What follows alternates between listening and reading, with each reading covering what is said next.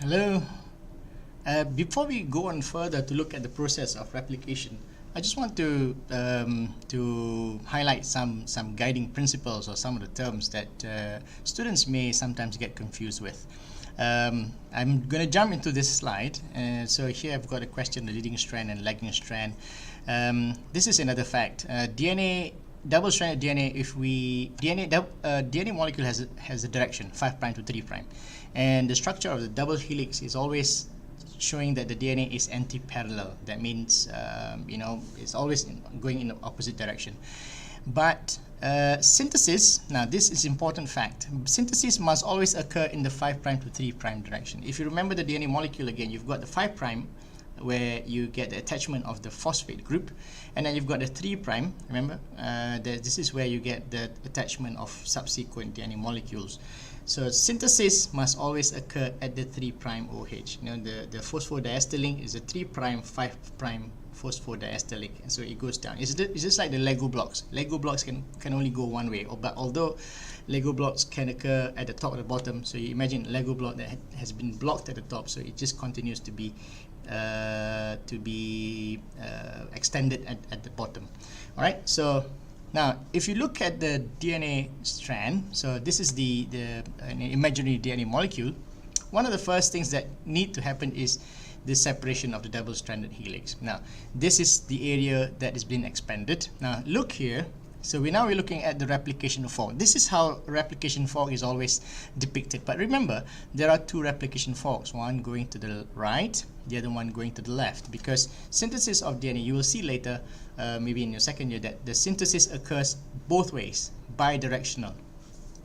So let's just look at the right replication fork. So this is the replication fork, and then you see that this is there's one strand. So you imagine that the red strand is the one that's the new synthesis. So you'll see that one, because the DNA is anti-parallel, so the one at the top is 5' to 3'. That way, the one at the bottom is 5' to 3'. It doesn't really matter, but the only thing is that it has to be anti-parallel. So for the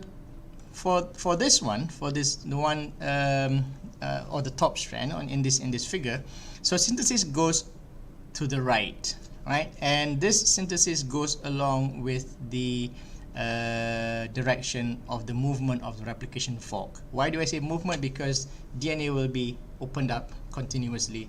Well, it does in stages. It pops, but never mind. But the replication fork moves to the right. Synthesis goes to the right. So there's no problem, right? So if you look here, it goes there, it goes there. Now it goes along with them. So this is the leading strand.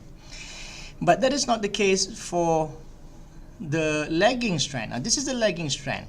So you can see that although the fork is going to the right, the synthesis is going to the left. All right.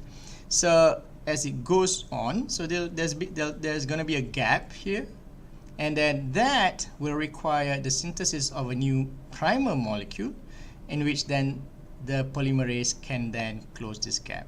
All right. So let's get this thing clear. So you have the replication fork, movement of the replication fork, synthesis that is on the same direction as the fork, that will be the leading strand, and then synthesis that goes away from the fork is called the lagging strand.